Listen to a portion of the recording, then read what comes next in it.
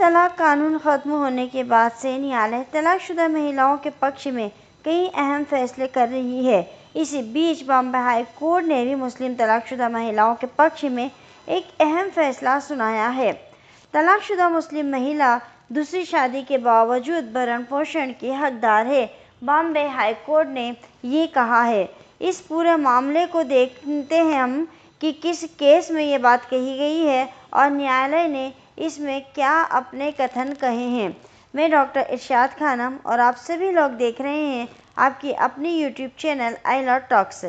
Case के नाम की अगर हम बात करें तो खलील अब्बास फ़कीर बनाम तबस्सुम खलील फ़कीर का ये मामला था, जिसमें न्यायालय ने कहा था कि पुनर्विवाह के बाद भी महिला जो है वो भरण पोषण का अधिकारी होगी।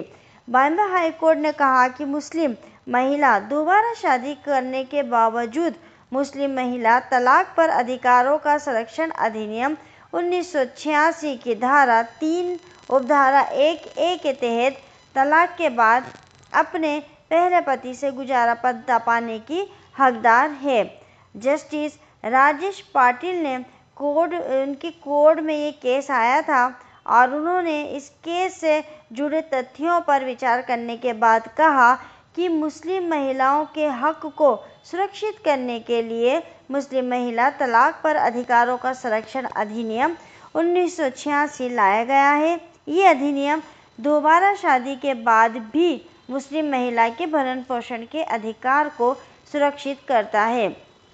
कोर्ट ने स्पष्ट तौर पर कहा है कि तलाकशुदा मुस्लिम महिला दोबारा शादी करने के बाद भी अपने पहले पति से गुजारा भत्ता पाने की हकदार है।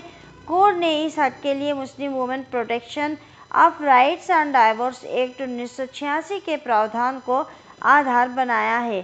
क्या है पूरा मामला, आइए समझते हैं। जो पति पत्नी है, इन दोनों की शादी 9 फरवरी 2005 को हुई थी और उनकी एक बेटी भी थी जिसका जन्म 1 दिसंबर 2005 को हुआ था। शादी के बाद पति कमाई के लिए सऊदी चला गया और महिला अपनी बेटी के साथ रत्नागिरी के चिपलून में अपने सास ससुर के साथ रहने लगी। जून 2007 में पत्नी ने कहा कि वो अपनी बेटी के साथ ससुराल छोड़कर अपने माता पिता के घर रहना चाहती है और वो वहाँ चली गई। उसके बाद पत्नी ने CRPC की धारा 125 के तहत भरण पोषण का आवेदन दायर किया और पति ने अप्रैल 2008 में उसे तलाक दे दिया।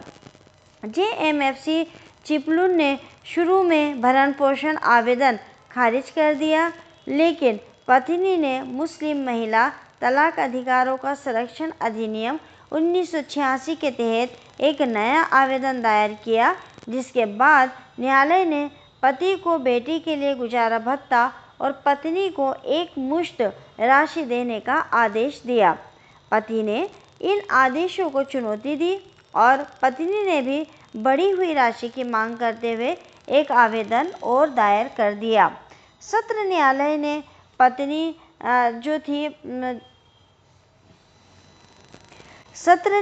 ने पत्नी के आवेदन को आंशिक रूप से स्वीकार करते हुए एक मुश्त भरण पोषण की राशि बढ़ाकर 9 लाख रुपए कर दिया, जिसके परिणाम स्वरूप पति ने पुनरीक्षण आवेदन दाखिल किया।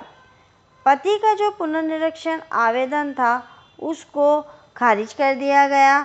बॉम्बे हाई कोर्ट की पीठ ने इस जो पुनरीक्षण पति का आवेदन था उसको खारिज करते हुए ये निर्णय दिया है कि तलाकशुदा महिला जो है वो पुनर्विवाह के बाद भी भरण पोषण पाने की हकदार है। तलाकशुदा महिलाओं की मदद के लिए अधिनियम, न्यायालय ने यह कहा कि अधिनियम की धारा 3A के पुनर्विवाह के खिलाफ बिना किसी शर्त के उचित और निष्पक्ष प्रावधान और भरण पोषण का प्रावधान करती है। न्यायालय ने कहा कि यह गरीबी को रोकने और तलाकशुदा मुस्लिम महिलाओं के अधिकारों की सुरक्षा सुनिश्चित करने के अधिनियम के उद्देश्य पर प्रकाश डालता है, भले ही उन्होंने पुनर्विवाह किया हो।